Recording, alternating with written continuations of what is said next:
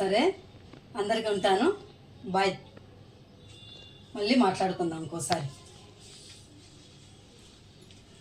అయిపోయినాయా మీ కబుర్లు? అయిపోయిందమ్మా. ఏం లేదన్న, మొన్న పెళ్ళికి వెళ్ళాం కదా, సరే కొంతమంది రాలేదు. ఇంకా వాళ్ళంతా సరే వీడియో కాల్ చేసి అసలు ఎలా జరిగింది ఏంటి అనేటువంటి విషయాలని మాట్లాడుకుంటున్నాము. మరి ఫోటోలు కొన్ని పంపించకపోయారా వాళ్ళకు కూడా? పంపిద్దామని అనుకున్నాము. సరే సంఘం నేను పంపిస్తానని చెప్పాను అన్నాడు, అందుకని చెప్పని మేము పంపించలేదు. పంపించేసే ఉంటాడు ఈ వేళకు, సంఘము పంపించేసి ఉంటాడు. తన కొడుకుదే కదా పెళ్ళి. నిజంగా గ్రేట్ అసలు. మరేం మేము గ్రేట్ కాక ఏంటనుకున్నాం, ఇప్పటికి కూడా మా ఫ్రెండ్షిప్ అలానే ఉంది. అదే కదా, ఇంచుమించు ఎంత ఒక 30 సంవత్సరాలు ఉంటుందా? 30 సంవత్సరాల ఫ్రెండ్షిప్. మామూలుగా 84లో 10th అయిపోయింది. ఇంకా దానికన్నా ముందు ఏ సంవత్సరం జాయిన్ అయ్యామో లెక్కేసుకుంటే అర్థమైపోతుంది మనకి. 4th క్లాస్ నుంచి ఫ్రెండ్స్ అమ్మ మేమంతా. అసలు ఎట్లా వెళ్ళారు, అక్కడ ఎలా జాయిన్ అయ్యారు, ఏంటి? ఏం లేదు నాన్న, మేము మా ఊర్లో 5th క్లాస్ వరకే ఉంది. అందుకని చెప్పి మా నాన్న నేను బాగా చదువుతున్నానని చెప్పని ప్రతి నెల మా నాన్న యథార్థ భారతి తెప్పించేవాడు. ఆ యథార్థ భారతి అంటే ఒక పుస్తకం అన్నది. ఇప్పుడు స్వాతి వండర్ వరల్డ్ చెప్ప అంటుంటారు కదా, వీక్లీ వచ్చేవని చెప్పని. ఇప్పుడు ఇది వీక్లీ కాదు, మంత్లీ వేసేవాళ్ళు అనమాట. అదేలే వండర్ వరల్డ్ కంప్యూటర్ అట్లాగా ఇది మంత్లీ యథార్థ భారతి అని వేసేవాళ్ళు. భక్తి పరంగా ఎక్కువ బాగుండేవాడు మా నాన్న. ఆ యథార్థ భారతి తెప్పించుకొని అందులో చదువుతూ ఉంటాడు. రోజు కంపల్సరీగా 10-20 పేజీలు పూర్తి చేసేస్తాడు. ఇక అందులో చూస్తూ ఉంటే ఇట్లా ఏర్పేడు దగ్గర వ్యాసాశ్రయము, అక్కడ మంచిగా విద్య ఉంటుంది అని చెప్పినటువంటిది అందులో వేశారంట. అయితే అక్కడ గోపాలస్వామి అనేటువంటి వ్యక్తి మా నాన్నకు తెలుసట, ఆ వ్యాసాశ్రమంలో ఉండేటటువంటి వ్యక్తి. ఎందుకంటే అతను బాగా భక్తిపరంగా ఉండేవాడు. ఇక మా నాన్న కూడా భక్తిగా ఉండేవాడు కదా. ఇక లావనూరులో ఆశ్రమం అనేది మేము పెట్టాము. ఆశ్రమం పెట్టినప్పుడు ఆయన కూడా వచ్చేవారంట. అట్లా పరిచయం అట మా నాన్నకి.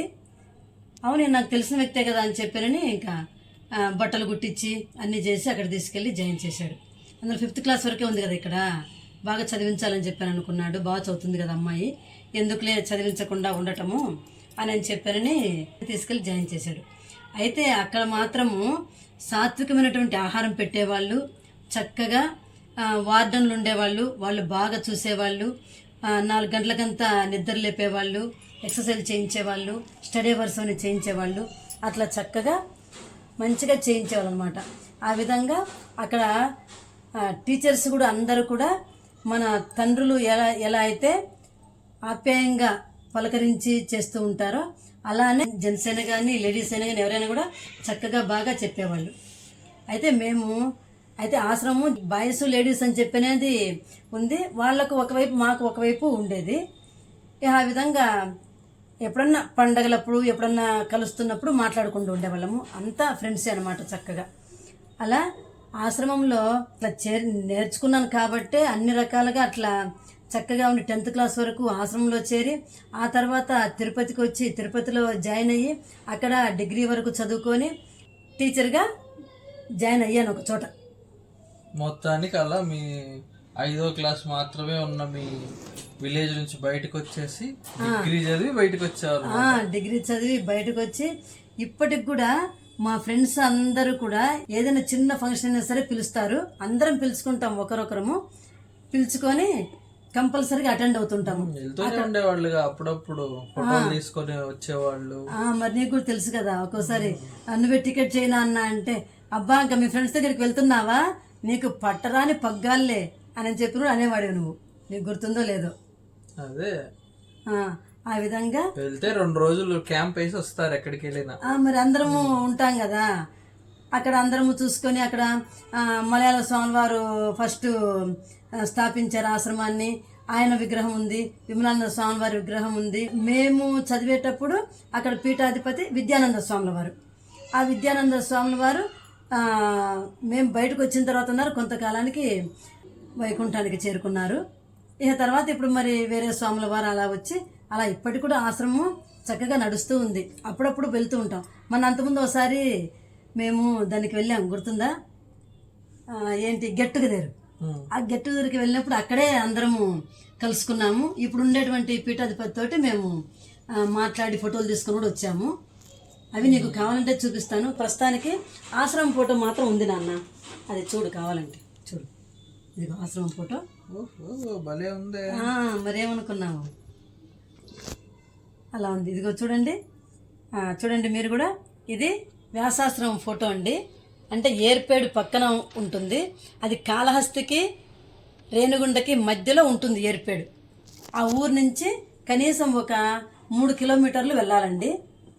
అప్పుడు మేము చిన్నపిల్లం కాబట్టి చక్కగా నడుచుకుంటూ వచ్చేసేవాళ్ళము. ఇప్పుడు కొంచెం పెద్దవాళ్ళం అయిపోయాం కదా, అక్కడికి వెళ్ళాలంటే కారో ఆటోనో పెట్టుకొని వెళ్ళేవాళ్ళం అండి. కానీ అక్కడ ఫ్రెండ్స్, అప్పుడు ఎప్పుడో ఉన్నటువంటి ఫ్రెండ్స్ అందరూ కూడా ఇప్పటికి కూడా మేము అందరం కలుసుకొని చక్కగా వెళ్ళటము రావటము. అసలు ఫ్రెండ్స్ అనేది ఇప్పుడు మాకు బాగా అర్థమైంది, ఎంత విలువిస్తారు ఏంటి అనేటువంటిది చక్కగా అర్థమైందండి. ఏదైనా కొంచెం ఆపదలో ఉన్నా కూడా సరే ఆదుకుందాం అనేటువంటి ఆలోచన చేసేటువంటి ఫ్రెండ్స్ అండి. మీరు కూడా ఎప్పుడు కూడా ఫ్రెండ్స్ని వదులుకోవద్దండి. చిన్ననాటి ఫ్రెండ్స్ని మీ లైఫ్ లాంగ్ గుర్తుపెట్టుకోవాలండి. అంటే చుట్టాలు కూడా ఉంటారు, బంధువులు కూడా ఉంటారు, అందరూ వాళ్ళ ఆప్యాయతలు పంచుతూ ఉంటారు. కానీ ఫ్రెండ్స్ అనేవాళ్ళు లైఫ్ లాంగ్ అనేటువంటిది ఉంటుందండి. ఫ్రెండ్స్ తోటి ఎప్పుడు కూడా మనము అలానే ఉండాలి. అదే అండి, మా మ్యారేజ్ కూడా మధు అనేటువంటి ఒక వ్యక్తి ఉన్నాడు. ఆయన photographer, 4th class 10th class ఫ్రెండేను. నా మ్యారేజ్ ఫొటోస్ వారే తీశారు. వంశీ అంటే మా చిన్నబ్బాయి మ్యారేజ్ ఫొటోస్, ఎంగేజ్మెంట్ ఫొటోస్, తర్వాత ఉపనయనం ఫొటోస్ అన్నీ కూడా అతనే తీశాడు. ఫ్యామిలీ డాక్టర్ లాగా ఫ్యామిలీ ఫోటోగ్రాఫర్. మరి ఏమనుకున్నాం, ఫ్యామిలీ డాక్టర్ లాగా ఫ్యామిలీ ఫోటోగ్రాఫర్ అన్నమాట. మరి లీలా అంటే ఎప్పుడు ఏ క్లాస్ లో పరిచయం ఏంటి? ఆమె కూడా 4th క్లాస్ నుంచే ఫ్రెండ్ అమ్మా. ఇప్పటికి కూడా అప్పుడప్పుడు ఫోన్లు చేసి మాట్లాడుతూ ఉంటాను. ఇంకా కొంతమంది ఉన్నారు, అనురాధ, విజయ, కామాక్షి, దుర్గా,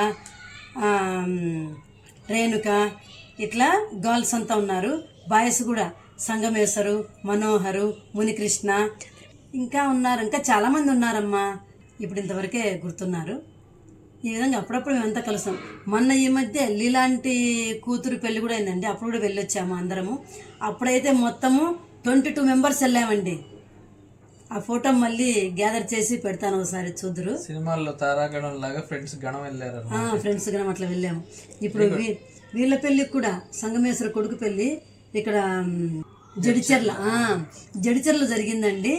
అక్కడ మనోహరు వాళ్ళు, ఇంకా వాళ్ళ వైఫ్ మునికృష్ణ వైఫ్ వాళ్ళంతా కూడా వచ్చారు. అందరం కలిసి కారులో జడిచెర్లకు వెళ్ళాము. అంటే వాళ్ళంతా హైదరాబాద్కి వచ్చారు. ఇక్కడికి వచ్చి అందరం కలిసి కారులో వెళ్ళిపోయాము. చక్కగా మరి అసలు ఎంత బాగా జరిగింది అనుకున్నావు నాన్న పెళ్ళి, అసలు బ్రహ్మాండంగా జరిగిందమ్మా. అయితే రాని మీ ఫ్రెండ్ మిస్ అయింది అనమాట. మా ఫ్రెండ్ లీలా రాలేదు, తను కొంచెం హెల్త్ బాగాలేదట, రాలేదు. అందుకని చెప్పి పాప మా పిల్ల మిస్ అయిపోయింది. మొత్తం మీరు చెప్పేశారుగా, ఇంకేముంది, కళ్ళకు కట్టినట్టు ఇంకేం మిస్ అవుతుందిలే. కళ్ళకు కట్టినట్టు చెప్పాను, కానీ డైరెక్ట్గా చూడటం వేరు, చెప్పడం వేరు కదా అన్న. ఇప్పుడు కొంతమంది సినిమాలు చూస్తారు, సినిమాలు చూస్తే ఓహో అలా ఉంది ఇలా ఉంది అని చెప్తూ ఉంటారు.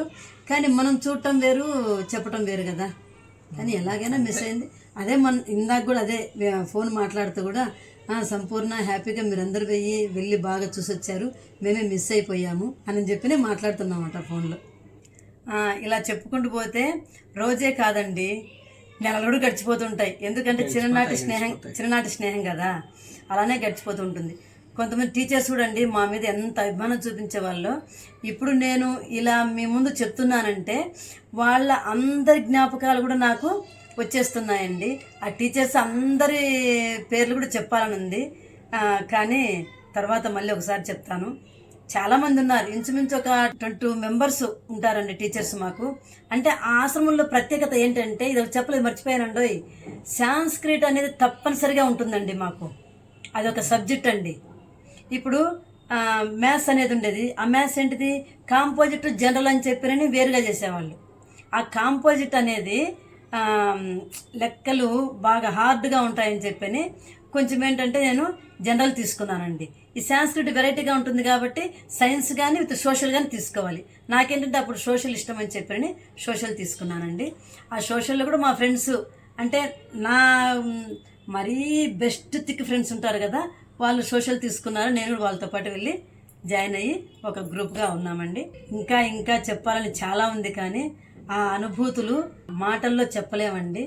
వ్యాసాశ్రమం ఎవరైనా చదివిన వాళ్ళు ఉన్నా కూడా ఈ వీడియోని చూడండి, చూసి అందులో మీరు ఏ సంవత్సరం చదివారో అనేటువంటిది కామెంట్లో కూడా తెలియచేయండి.